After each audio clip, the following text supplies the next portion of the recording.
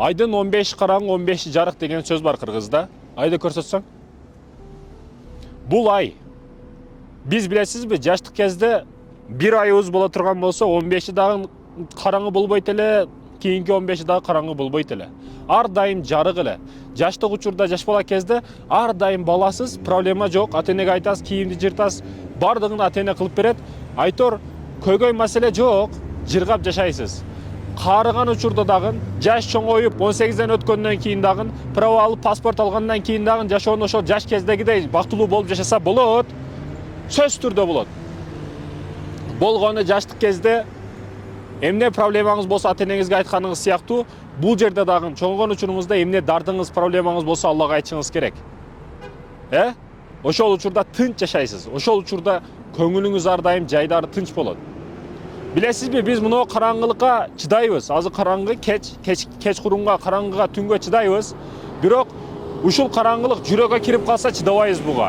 Буга мисалы жөнөкөй бир адам бирөөнү уруп койду, же уурулук кылып койду, же зина кылып койду. Бунун жүрөгүнө караңгылык кирди дегени.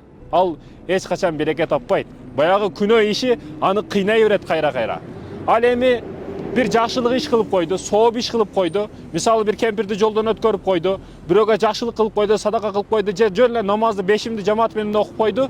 Бул адамдын жүрөгүнө ишенсеңиз мындай күлкүмүш болуп, жайлык кирип, тынчтык кирип калат. Жүрөгү жай алып калат, жыргап калат. Бул неге? Имандын нурун жүрөгүнө алып алды да. Баягы жүрөктөгү караңгылык чыгып, жарыктык кирди дегени. Ошондой экен, урматтуу мекендештерим, айдын 15 караңгы жарык, 15 караңгы, 15 жарык эмес, ар дайым жарык кылыш үчүн Аллага дартыңдайт. Аллах менен кеңеш, Аллах менен сүйлөш. Бардык көйгөй маселеңди тагажуска туруп Аллага айт. Ошол учурда береке табасың. Ошол учурда тынчтык табасың, урматтуу мекендешим.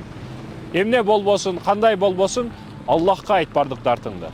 Пендесиге эмес. Адам эч кандай маселени чечип бере албайт. Чечип берсе да сөз түрдө милдет кылат. Адамга эч качан жалынба, Аллага жалын, Алладан сура.